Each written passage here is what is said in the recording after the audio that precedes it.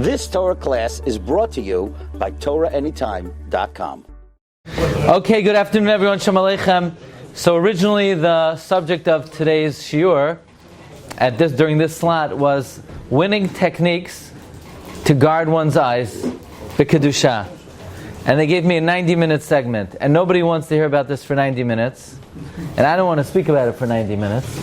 So we're going to speak about it briefly, and then we're going to an in-depth sugya in Shas. It's going to really blow your mind. Okay, so let's speak about this subject because it is the summer, and in the summer one of the big challenges is for a person to be able to use the proper self-control to preserve the kedusha of their einayim.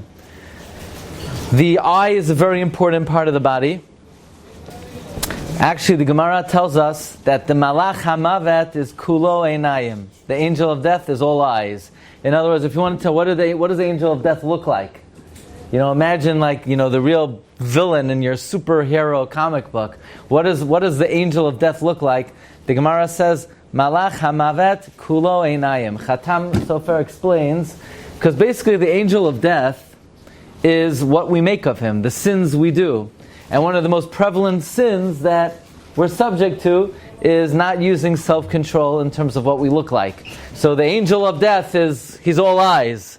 He's like a blob of eyes of the improper things that we've looked at. So I would like to share with you today 3 winning techniques, maybe 4, that will give us chizuk in this area, especially in Panama it's summer the whole year, right? But it's always a challenge, especially in our generation with technology, where what's available to look at today in 1 minute, in 100 years ago they couldn't see in their entire lifetime. Okay, so let's establish the following principle. Rabbeinu B'chaye, one of the great Rishonim. How are you? You're on camera. Rabbeinu B'chaye, it's good for business. Most people who have been on Torah anytime, their business all of a sudden you'll see. But I would like 12% of all future customers. Yeah, come. Now it's 14%, but okay. Rabbeinu B'chaye establishes the following principle. He says that Friday night, we know the mitzvah is on the Isha to light Ner Shabbat. At that time, the Rabbeinu B'chaye is one of the most important commentaries on the Chumash. He's one of the great Rishonim. Chatam Sofer said that for 40 years, every Friday night, he learned the commentary of Rabbeinu B'chaye, and he always saw new chidushim in Rabbeinu B'chaye. Rabbeinu B'chaye writes that at the time that the woman lights the Ner Shabbat, she should pray to God that Hashem should give her children that illuminate the world b'Torah. In other words, the most opportune time of the week for a woman to pray for her children is when she lights Ner Shabbat. Why is that? So Rabbeinu B'chaye establishes the following principle, that at the time that one performs the mitzvah, it is what is known as Eit Ratzon. You know what Eit Ratzon is? Opportune times. Just like with human beings. If you need something, a smart person knows there are good times to ask, there are bad times to ask. Even with your friend. Let's say my kid knows, if he wants something from his father, there are good days, they're not. They're good times, they're not good times. So the same thing with HaKadosh Baruch Hu. We could always pray, but we always say, Va'ani tefilati lecha Hashem eit Ratzon. We want to daven at an opportune time. Rabbeinu B'chaye establishes that when the woman lights the Ner Shabbat, it's an Eit Ratzon, it's an opportune time. Therefore, she should utilize that time to pray for the welfare of her children. By the way, Rabbeinu Yonah, also one of the great Rishonim, he says that when you give tzedakah, you're doing a mitzvah. Do a mitzvah, it's an opportune time to pray. Okay, so let's say you need something. You need somebody needs refuah shalema, somebody needs zivug, whatever you need. You have a business deal that's going through. You're worried about something. You give tzedakah. At the time that you give tzedakah, you're doing a mitzvah. The time of the performance of mitzvah is Eit Ratzon. That's a good time to pray. Okay.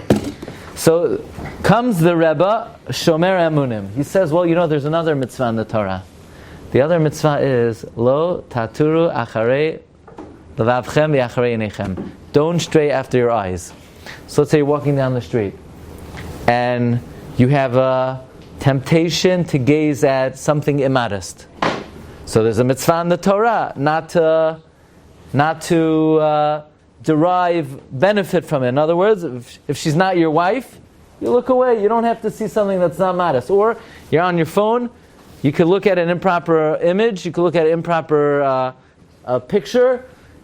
At the time that a person turns away, turns it off, looks the other way, you're doing a mitzvah deoraita. Which mitzvah? V'lo taturu acharei levavchem v'yacharei einechem. Oh, at the moment you're doing a mitzvah, it's an eit ratzon. It's an eit ratzon. You could pray for whatever you need. So, now this is a very powerful technique. Why? Because part of the psychology of how the Yetzer Hara gets a person to immerse himself and to really feed, to enjoy the vision, to enjoy the image. You know how the Yetzer Hara works? He says, come on, you look very quickly, and nobody will know. You do it very quickly, and then you go to the Beit Midrash, and you'll forget about it, no big deal. He basically wants to stuff it in, make it happen very quick. So what this does is, it slows down the situation in real time. You say, well, wait a second. This is epic right now. This is an opportunity. This is not a challenge. This is an opportunity. I could think of something I might need to pray for. We could all think of things we might need to pray for. I know somebody who needs refuah shlema. I know somebody who needs help with parnasa. I know somebody who needs siyata d'shmaya. I need somebody who needs a zivug. I'm not going to let the Yetzer Hara just stuff this in and make me succumb. I'm going to stop this in real time. I'm going to pause and I'm going to say, Hashem, you're giving me this challenge. I'm going to look away and I pray to you for A, for B, for C. And there's a havtacha. We are vouchsafed. In other words, it is an opportune time to have your prayers answered. So don't look at it like, oh my gosh, the whole day I'm supposed to be like a malach. No, God's giving you a gift. He wants to help you get your prayer answered. So He's giving you the challenge, self-control. You utilize that moment, and be'ezrat Hashem, all the tefillot should be nitkabel berachamim uvratzon. But Rabbi, this is true for any mitzvah. It's true for any mitzvah. The thing is, most mitzvot, it's not such a big challenge. Most people, they put on tefillin in the morning. They don't find it to be so challenging. This is something that we have a desire for. So when you have a desire for something, it's hard to overcome.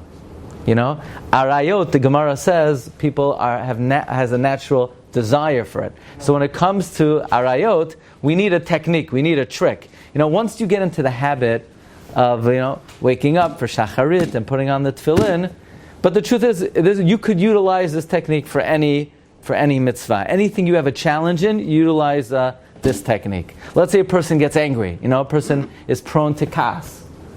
So when somebody starts to annoy you, and you feel like you want to wring their neck and then knock them out, you take a deep breath and you say, well, wait, this is a challenge. Hashem's giving me an opportunity to overcome my kas, and instead of knocking the guy down to the floor, I'm going to take a deep breath. I'm going to say, God, please, I pray for Ruvain, for Shimon, for Levi, for Sarah, for Rivka, and then it's a technique to have your prayer answered.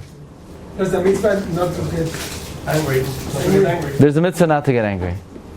There's a mitzvah, yes. But Rabbi, you mentioned specifically the kanerot for women, yeah. the laka for men. What specifically those moments? It doesn't. Flashahala for a woman. Can she ask for? Yes. Or I'll give you another example, a very beautiful example. You ever notice we do?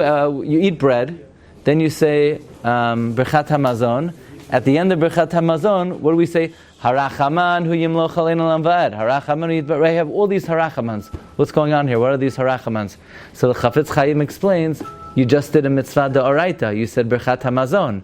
So since you perform mitzvah d'oraita, the Chachamim added personal requests because now it's an eit ratzon and it's an opportune time to have your tefillot answered. Okay, I'm going to share with you a very powerful idea. What? No, we're still, let's go, yeah. I need like 10 more minutes on this, okay? Here's another idea. I'm going to tell you something very frightening now. You scared? Let's pose a question. Teshuvah could clean any sin, yes or no? Yes, right? Everybody loves to say that. Every rabbi and every rabbi at every shiur is going to say teshuvah takes care. No, most things it can't. You know that? Okay. Bein adam lemakom. Yes or no? Teshuvah wipes away every sin, right? Yes. Yeah. You've been listening to too many shiurim. Okay. But that's not what the Gemara says.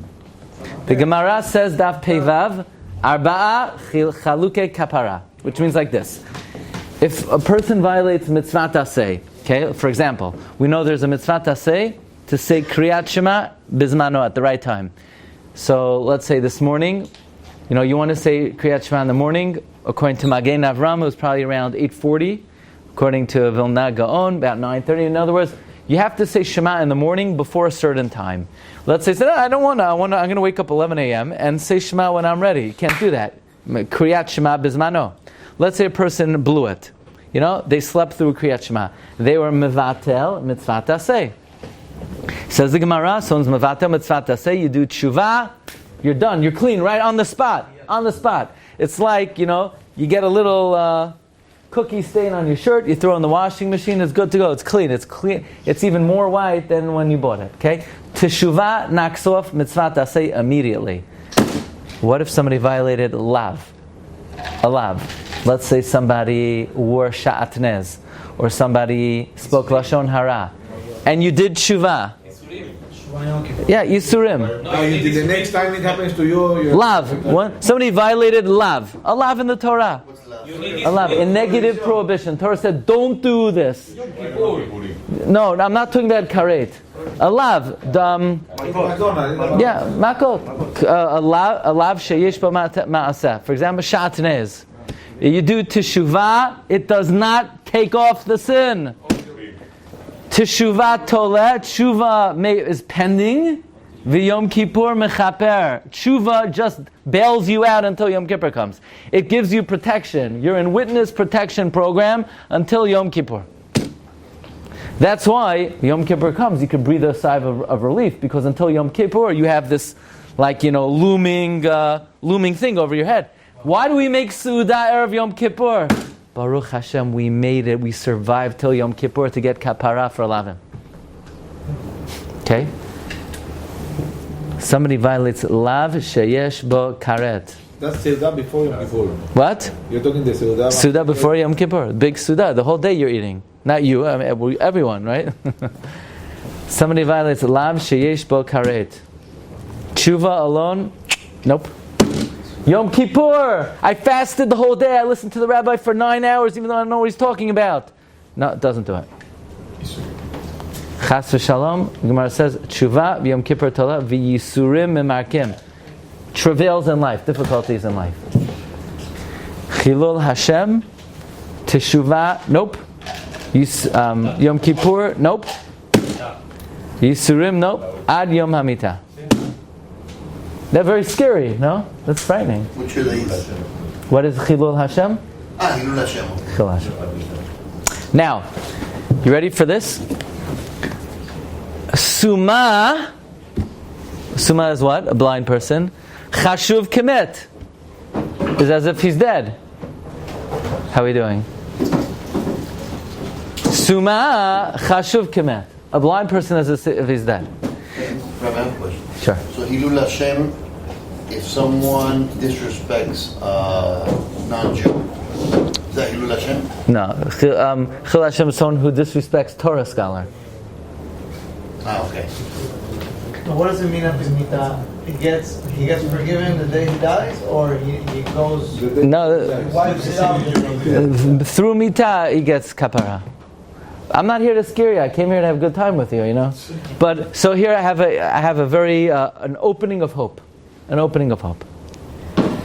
Suma, a blind person, is chashuv kemet. It's like he's dead. If somebody who can't see is considered as if he's dead, what about someone who could see and chooses not to. So then he's also like Suma. He's also Chashuv Kemet. So if somebody has the opportunity to look at something indecent, and he says, to honor God, I'm going to control my eyes, he's rendering himself as if he's dead. Mechaper kol avonot, right there in 1 second. With tshuva. Meaning you're maharer b'tshuva, you feel regret for your sin. Closing your eyes, turning away from an indecent image, is considered like a person rendered himself like a met, like a dead person. It's mechaper kol avonot. That's a big one. But you need, Rabbi, you need to pass through Kippur also.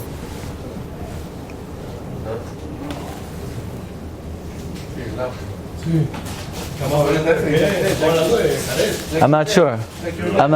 Maybe, but it's better. It's sure better than the alternative, right? Okay, I want to share with you another one. When somebody this is the chidush. This is the chidush of the Sefer Darkei HaTshuva, Rabbi Eliezer Nachman Pua, student of Ramami Pano. Ramami Pano is one of the Italian Mikubalim. This is a very big chidush. That's what I came for. I'm going to come here to tell you Aleph Beis.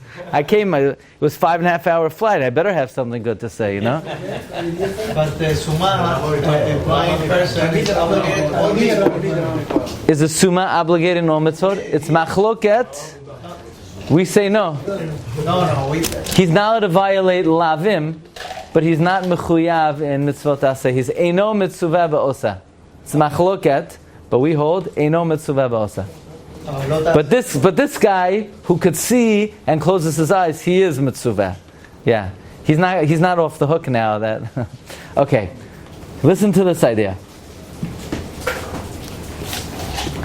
One of the psychological techniques the Yetzer Hara uses to get a person to look, and to want to look, and to gaze, and to stare, is in America we have a new expression.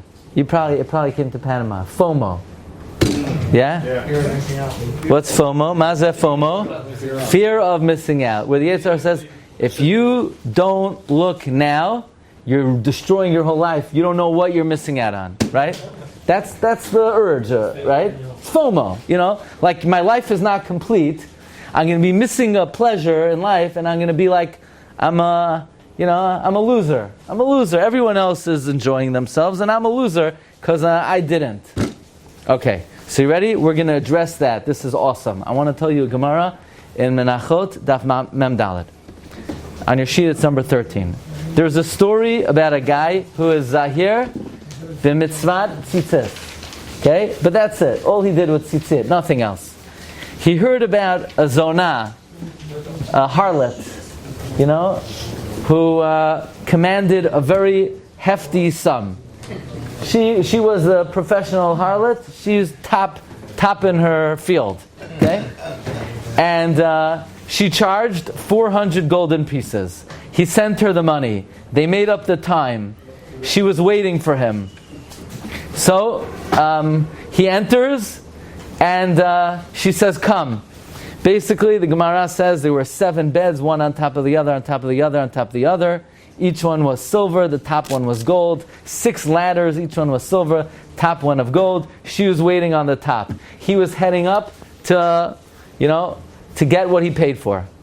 As he's about to do the ma'aseh, his tzitzis hit him in the head. He was all ashamed. He goes back down to the floor, and he's lying there in shame that he was about to do this. She goes down. She said, "What's wrong with me? Am I ugly or something? Tell me what's wrong. You're the first person who ever turned me down." He says, "No, you're the most beautiful Isha I ever saw." And he told her the story about the tzitzis. God gave me one mitzvah. It's called tzitzis, and it says by tzitzit, "Ani Hashem Elokeichem." I'm going to punish you if you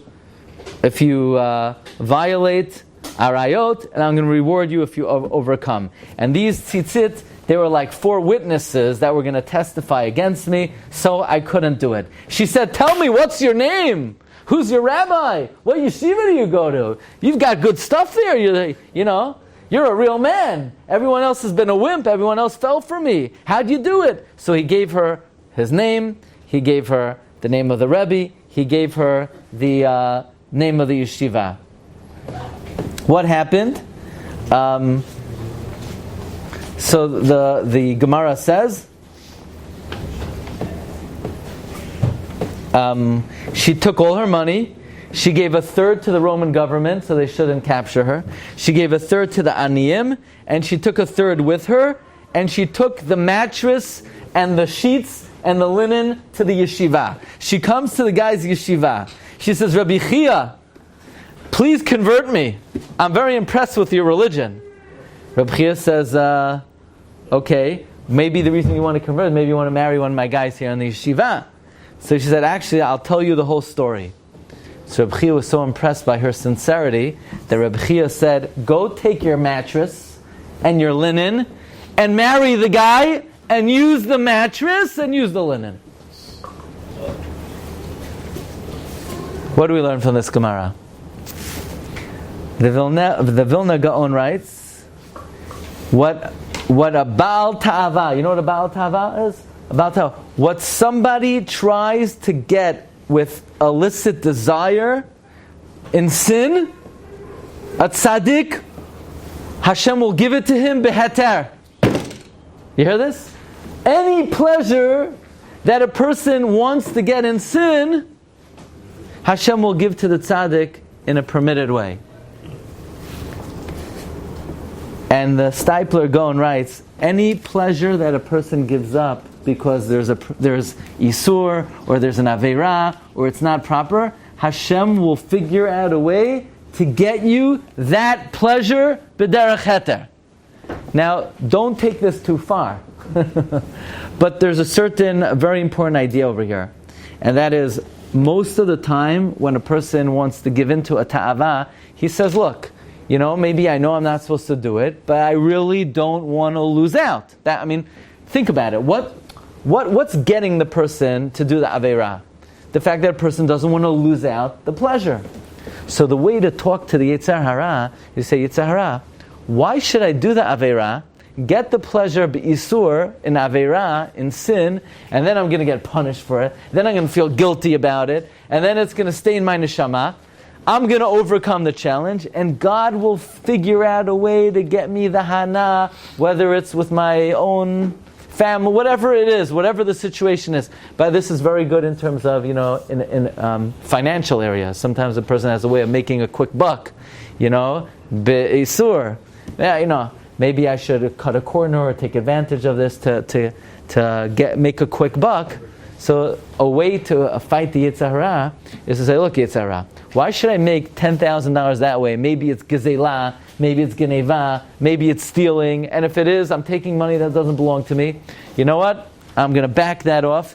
God has many ways to get you that amount of money. Not only that, if you refrain from it, you will get it some other way. That's a very powerful technique against the Yetzer Hara. Whenever the Yetzer Hara says, go for it, go for it, go for it, say, you know what? I'm going to do the right thing, and I'm going to get that hana'ah in a permitted way. So how you know if the Yetzer Hara is you are not doing the permitted way? In this case, where the woman was zonah, right, and she's waiting for him after he paid the $400, he was pretty sure that was not the right thing to do. That's for sure. Yeah? How is it possible I went over there with tzitzit? What?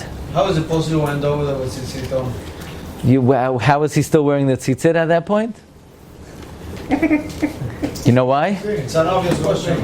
Yeah, because the biggest Rishaim will never give up their chumrot. That's why, right?